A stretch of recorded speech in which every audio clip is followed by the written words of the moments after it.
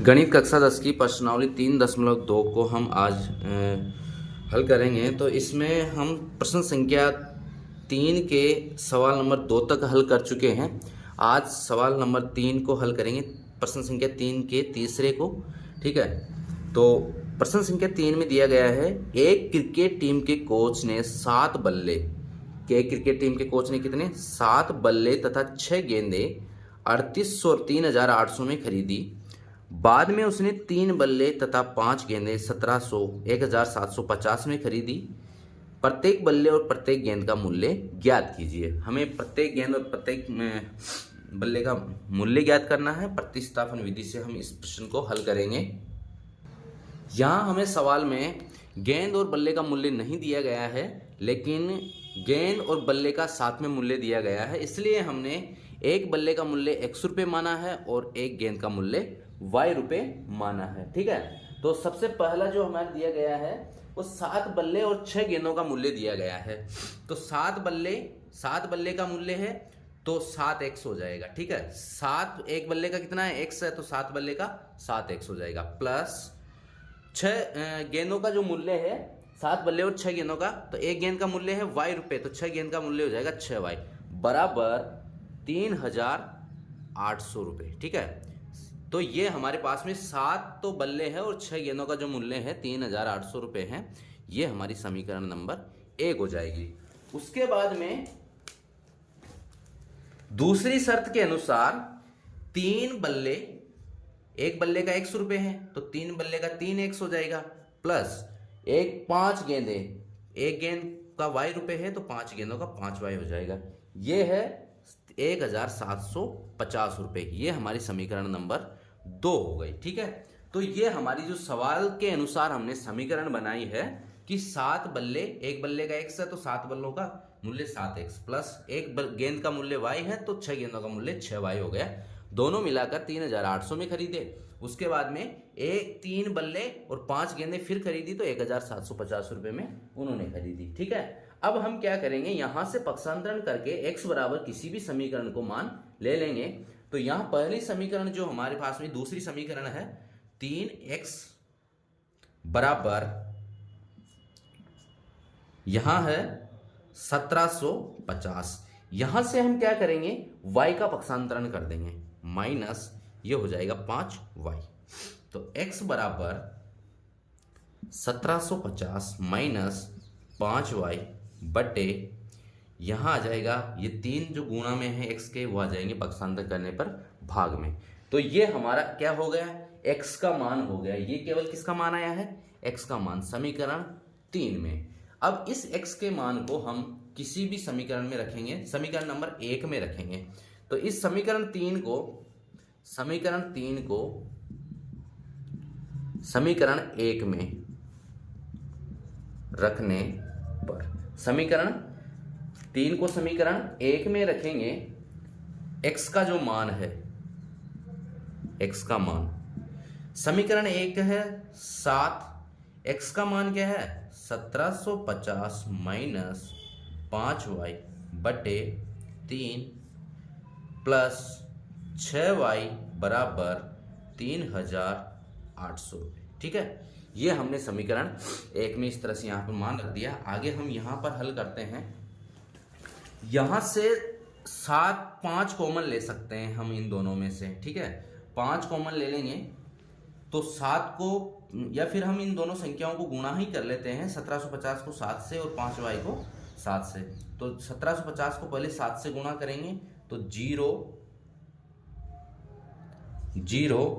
7 5 35 का 5 हासिल के 3 7 7 49 49 और 3 52 हासिल के 5 और 7 और 5 हो जाएंगे, 7 और 5 12 12250 माइनस 7 5 35 y बटे, यहां पर कितना है, नीचे 3 है, प्लस के 6y बराबर 3800 रुपये। ठीक है, अब यहां से इसके नीचे 1 मान लेंगे, इनका क्या करेंगे, लस ले लेंगे। तो लस से कितना आएगा, लस आ जाएगा इनका 3, ये बराबर में इस तरफ 3800 रख देंगे। 3 का भाग 3 में एक बार जाएगा और 1 को इन पूरी संख्या से गुणा करेंगे तो ये वैसे के वैसे आ जाएगी 12,250 माइनस के 35y प्लस 1 का भाग 3 में 3 बार जाएगा और 3 को गुणा करेंगे 6 से तो 36 18y। ये हमारे पास समीकरण आए हैं। अब यहां से 3 का इस तरफ इसके नीचे 1 मान लेंगे, 3 को गुणा कर देंगे किससे 3800 से, और 35y माइनस के और 18y किसके प्लस के। सो यहां पर 18 दूना 36 होते हैं तो कितने बचेंगे 17y बचेंगे किसके माइनस के। तो 12,250 माइनस के 17y बराबर इस 3 को गुणा करेंगे 3800 से 3800 से, तो 0 0 8 या 24 का 4 हासिल के 2 3 3 9 और 2 11। 12,250 का इस तरह पक्षांतरण करेंगे, y का मान निकालेंगे सबसे पहले हम, तो माइनस के 17y यहां पर रख देंगे बराबर 11,400 माइनस के 12,250, तो माइनस के 17y माइनस का मान है यहाँ पर 12,250, इसमें ये जोड़े कम करेंगे तो मतलब जुड़ेगा ये मान, ठीक है, प्लस में है तो जुड़ेगा। तो यहाँ 0 में से 0 और 5 में से 0 गए तो 5 और 2 में से 4 नहीं जाते, 12 में से 4 गए तो 8 बचेंगे, यहाँ बचे 11, 1 में से 1 गया तो 0 और फिर यहाँ पर भी 1 में से 1 गया, तो यहाँ पर 850 किसके हैं माइनस के 850 आएंगे। तो ये माइनस और माइनस क्या हो जाएगा प्लस हो जाएगा, तो y बराबर 850, यहाँ 17 है, 17 का इस तरफ पक्षांतरण कर देंगे तो ये 17 इस तरफ आएगा, 17 2 34 17 51 17 चौपड़ 17 पर 85, 17 पर 85। तो y का मान कितना आया है, y बराबर आ गया अपने पास में कितना 50 रुपए। तो एक गेंद का मूल्य अपने पास में निकला है कितना 50 रुपए निकला है। अब हम निकालेंगे किसका मूल्य, अब हम एक बल्ले का मूल्य निकालेंगे। एक गेंद का जो मूल्य आया है वो आया है y बराबर 50 रुपए। अब एक बल्ले का जो मूल्य है वो निकालेंगे, तो उसके लिए हमें क्या करना पड़ेगा, तो सबसे पहले तो हम देखेंगे कि जो हमारे पास में दोनों समीकरणें थी उसमें x का मान रखेंगे। तो समीकरण किसी में भी रख देते, समीकरण 1 जो थी 7x प्लस 6y बराबर 3,800 रुपये, ठीक है। यहाँ पर हम 7x को वैसे के वैसे रख देंगे, यहाँ y की जगह क्या रखेंगे 50 रख देंगे, तो 6 गुणा 50 बराबर 3,800। यहाँ 7x को वैसे के वैसे रखेंगे, इसको गुणा कर देंगे 6 को 50 से, 0 और 6 पंजे 300 रुपये हो गए बराबर 3800। तो 7x बराबर 300 का इस तरफ पक्षांतरण करेंगे तो 3800 यहाँ प्लस में है, इस तरफ माइनस में हो जाएंगे, 300 रुपये माइनस में हो जाएंगे, यहाँ पर माइनस 300। तो 7x बराबर ये बचेंगे 3500 रुपये, ठीक है। तो x बराबर क्या हो जाएगा 3500 इस तरफ बचे हैं और 7 का भाग दे देंगे किसमें 3500 रुपये में 7 का पक्षांतरण कर देंगे, इस तरफ तो यहाँ गुणा में है, इस तरफ भाग में आ जाएगा, तो 7 पंजो 35 और 0 0। तो एक बल्ले की कीमत कितनी आ गई 500 रुपये। तो अपने पास में एक गेंद और एक बल्ले दोनों की कीमत हमने ज्ञात कर ली है।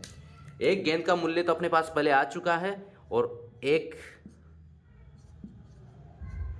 बल्ले का मूल्य कितना आया है x बराबर 500 रुपये और एक गेंद का मूल्य यह आया है y बराबर 50 रुपये। तो ये गेंद और बल्ले का जो मूल्य है हमने इस सवाल में ज्ञात किया है। ये है प्रश्नावली 3.2 के प्रश्न संख्या 3 का तीसरा सवाल है। और इससे पहले के वीडियो में हमने इसके जो पहले दूसरे सवाल को हल किया है और क्वेश्चन नंबर 3 के पहले दूसरे को भी हल किया है। तो ऐसे और वीडियो देखने के लिए जुड़े रहिए आर्यभट्ट पाठशाला से। धन्यवाद।